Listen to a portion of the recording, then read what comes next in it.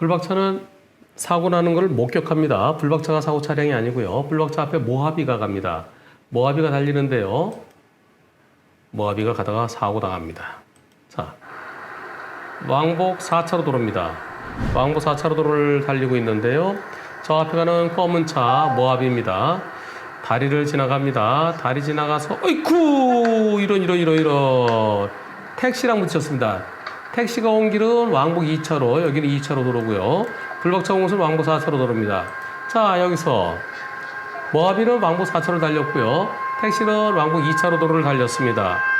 이 사고에서요, 불박차 운전자는 저도 잘못을 했어요. 제가 신호등이 없는 교차로니까 저도 서행을 했어야 되는, 그러지 못한 건 잘못했습니다. 그래도 택시도 갑자기 튀어나왔으니까 저는 왕복 4차로, 택시는 왕복 2차로니까 대로 우선, 제가 피해자죠? 이렇게 생각했었는데, 근데 경찰에서 그렇지 않다는 겁니다.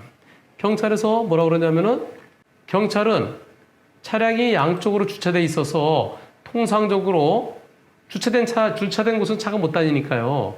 그러면 백화点하나씩 빼자. 그럼 통상적으로 왕복 2차로다. 결국은 서로 같은 사이즈다. 그래서 선진입한 차량이 상대가 조금 더 먼저 들어왔으니까 그 차가 유리할 수도 있다 라고 했다는 겁니다. 결국 여기가 왕복 4차로 도로이긴 하지만 여기는 양쪽에 주차된 차가 있지 않느냐. 그럼 주차된 차는 빼라. 여기 봐라. 여기 주차, 여기 주차. 이 주차되니까 빼면 여긴 차가 못 다닌다. 여기도 못 다닌다. 그럼 요거만 남지 않느냐. 그래서 요거는 결국 왕복 2차로다. 그런데 상대도 왕복 2차로, 이쪽도 왕복 2차로. 근데 저쪽 택시가 먼저 들어왔다. 봐라. 택시가 여기서 먼저 들어왔지 않느냐. 그래서 택시가 먼저 들어왔기 때문에 불박차가 가해 차량이다. 이렇게 있다는 겁니다. 교통사고 조사관이요. 교통조사관이. 그래서 아니 여기는 왕복 4차로인데 그러면은 그 말대로 하자 그러면은 여기 처음에는 여기 차가 없다. 그럼 여기 4차로. 만약에 요 옆에 교차로가 여기 이런 데서 교차로가 있었으면은 똑같이 있었으면 그럼 여기는 대로고 조금 더 가다가 여기는 여기는 차가 없어요. 여기 벼 있어요. 여기는 벼 있으니까 여기가 벼 있죠. 그럼 여기는 대로, 여기는 소로. 다리 건너가기는 대로 대 소로인데, 근데 다리 건너가고 나니까 여기는 차가 있어서 여기는 똑같이 여기도 이건 빼고 이거 빼고 좀 이상한 것 같다. 이상하지 않느냐. 그래서 제가 여러분들께 투표를 해봤습니다. 그 조사관의 의견에 여러분 동의하시나요? 그랬더니 그 결과는 이렇게 나왔습니다. 경찰의 의견이 기발하긴 하지만 잘못됐다. 아니다. 기발한 경찰의 의견이 타당하다. 98대 1이었습니다. 이렇게 경찰의 의견이 틀렸다. 기발한 의견이지만 틀렸다. 98%. 타당하다. 1%. 99대 1이었어요. 유튜브 한문철TV 시청자분들은 99%가 택시가 가해 차량이지. 경찰관이 잘못했다. 주차된 차 빼다니. 이 4차로인데 4차로지 왜 주차된 차를 빼느냐. 따라서 택시가 가해 차량이라는 의견이었습니다. 그래서 제가 이의 신청하세요. 지방경찰청에. 이의 신청하면 당연히 뒤바뀔 줄 알았는데요. 당연히 택시가 가해 차량으로 뒤바뀔 줄 알았는데 지방경찰청의 결과는 이의 신청을 기각했다는 겁니다. 즉 모하비가 가해 차량이다 라고 다시 확인이 됐대요. 그러면서 지방경찰청에서 왜 이의 신청을 기각했는지를 자료를 보내왔답니다. 그 결과 보겠습니다.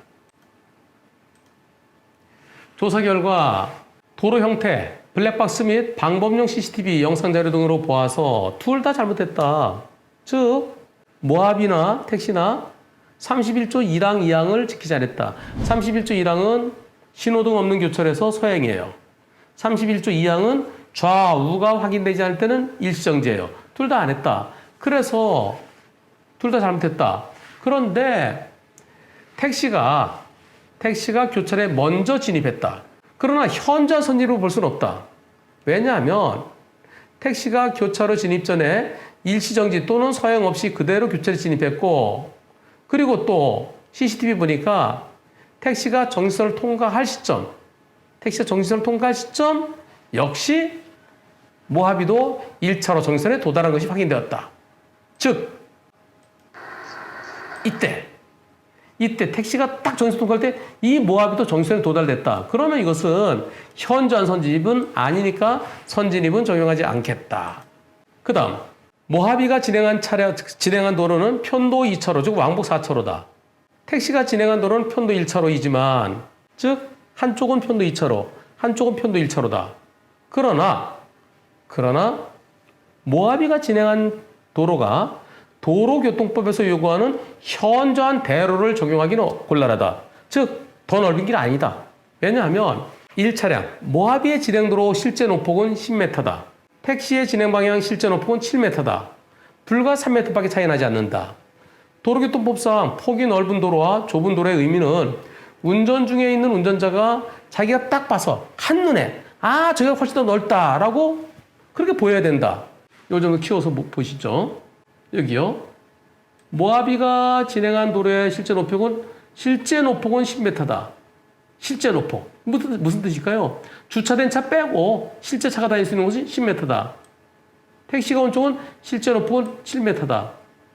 불과 3m 차이다. 다시 돌아가 볼까요? 여기에서요. 요게 10m인지 아니면은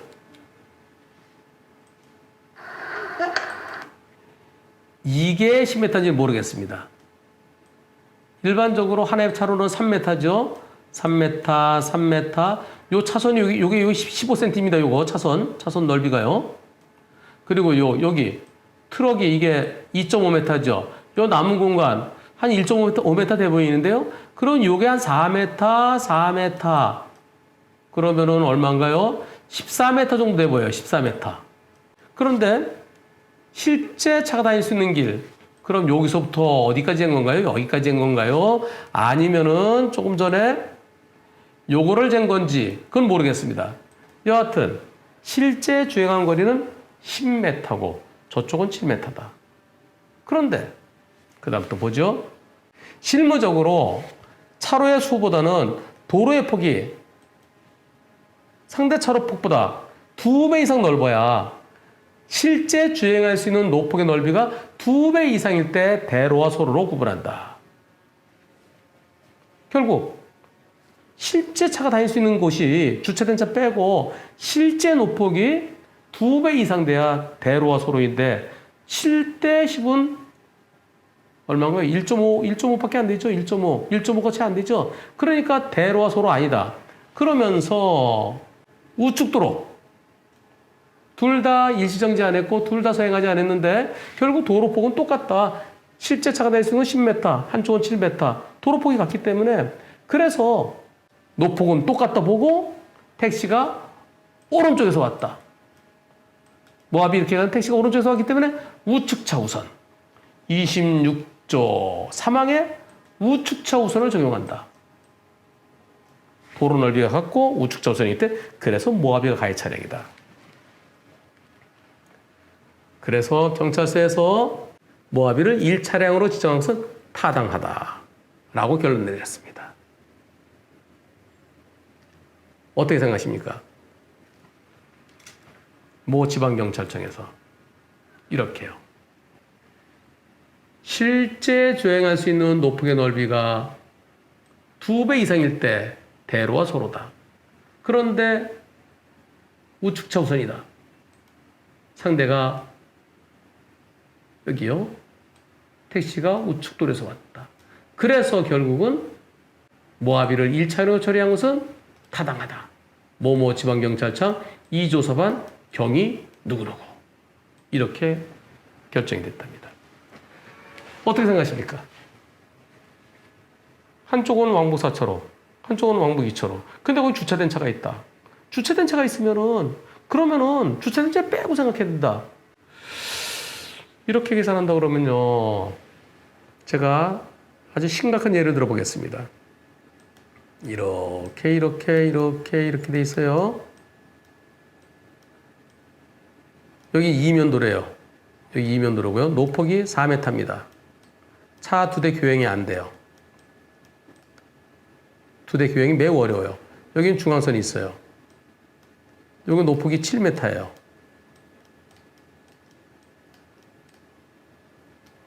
요거 2배 안 되네요. 4m 대 7m. 여기 차로는 2개지만, 그러나 여기는 4 대 7. 두 배가 안 되네요.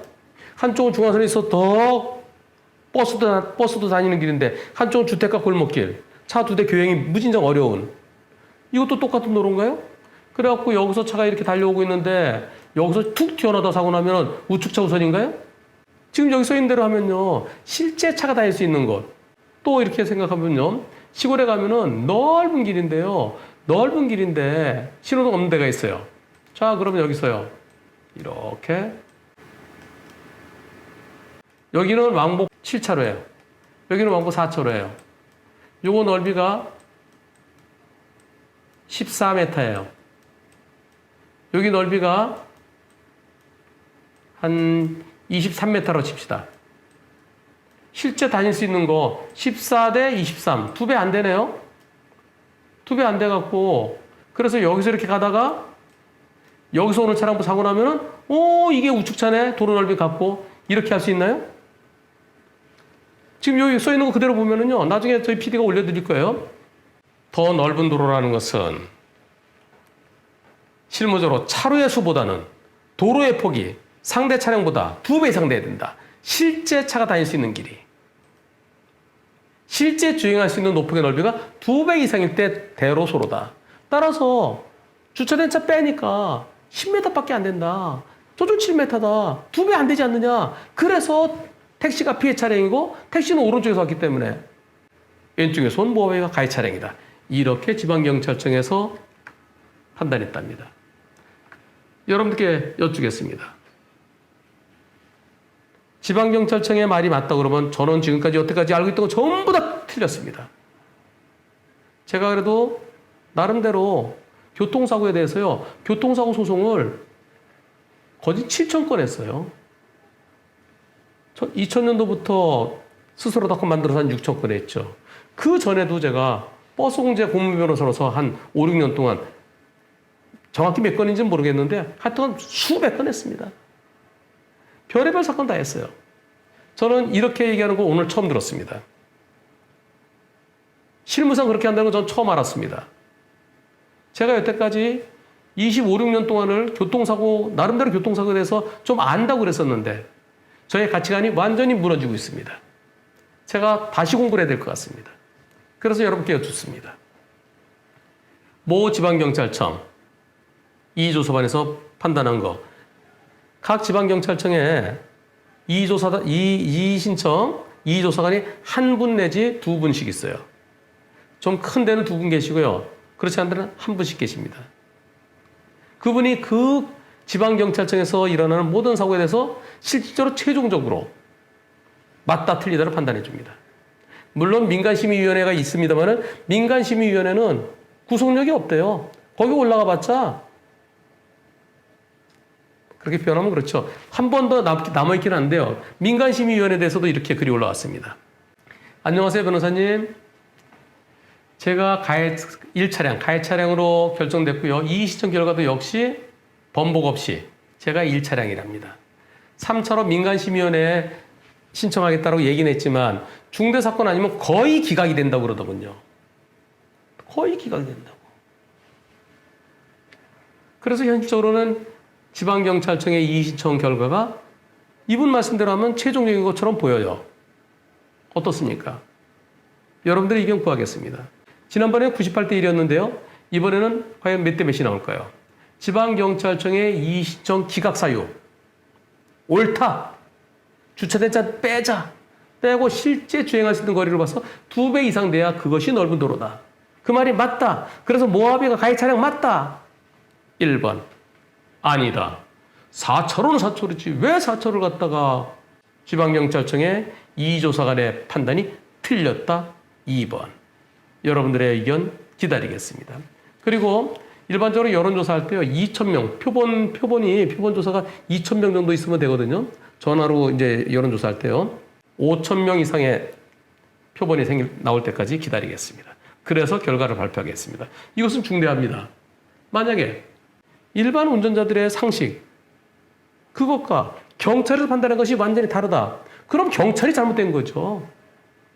물론 일반 운전자들이 법규를 모르는 법규가 있어서 일반 운전자들이 99대 1을 하더라도 일반 운전자들이 틀리는 것도 있을 수도 있어요. 하지만 지금 이건 상식이에요. 상식. 여러분들이 알고 계시는 상식이 틀린 겁니까? 아니면 제가 알고 있던 게 틀린 겁니까? 지방경찰청장이 실무상 그렇게 한다. 지방경찰청 이의조사관에 실무상 그렇게 본다는 거 저는 왜 몰랐을까요? 뭐 지방경찰청에서 주차된 차 빼고 나머지 남는 거 실제 차가 다닐 수 있는 거 그걸로 판단해서 넓은 도로, 좁은 도로 판단한다. 그리고 2배 이상이 아니면은 넓은 도로 아니다. 따라서 양쪽 다 도로 넓이 똑같다. 결국 택시가 오른쪽에 섰기 때문에 택시가 피해 차량, 모하비가 가해 차량이다. 여기에 동의하시는 분 1번. 아니다. 틀렸다. 상식이 혼난다. 2번. 기다리겠습니다. 투표 결과.